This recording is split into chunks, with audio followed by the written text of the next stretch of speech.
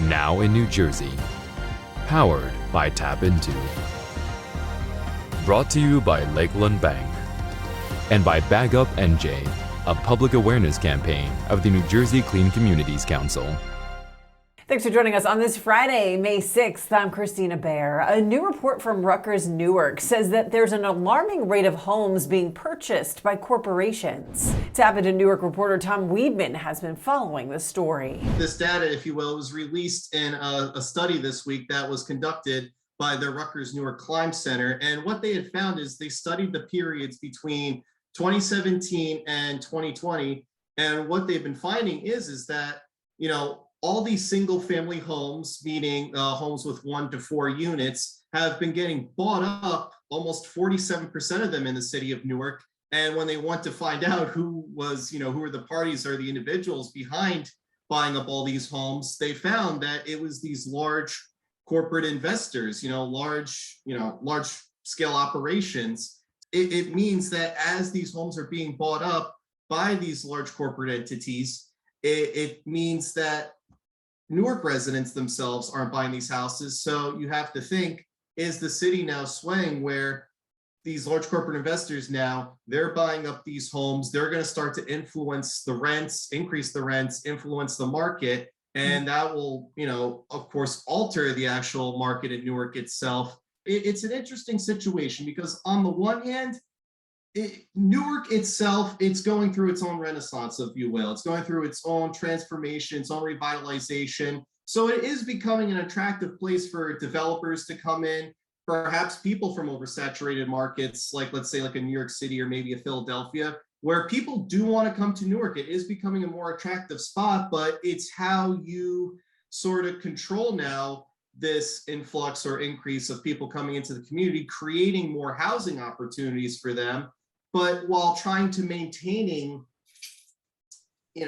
is there still going to be enough housing options for current or existing residents? Is there going to be affordable housing options? So on one hand, you have, it's nice that you have all these, developers and investors showing this interest in the city, which is a great thing. But how do you control it and make sure that these same developers and investors coming in aren't going to push current Newark residents out?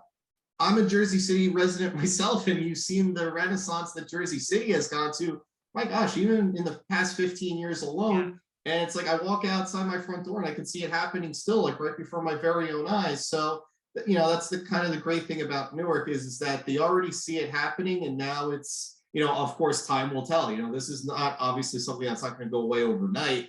So it's, at the very least, Newark is going to try to take a proactive approach towards this. And it's one of those things time will tell.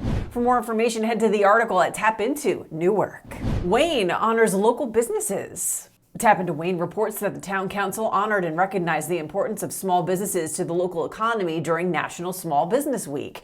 5 Wayne businesses were recognized and celebrated for their roles in serving the community.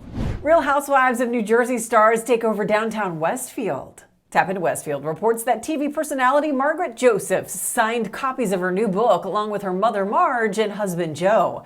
The appearance is part of the Girls' Night Out event held downtown. 44 shops participated in the event to attract more business to the area, with more than 800 people signing up to attend. Up next, a Bordentown student is set to receive a prestigious honor from the governor.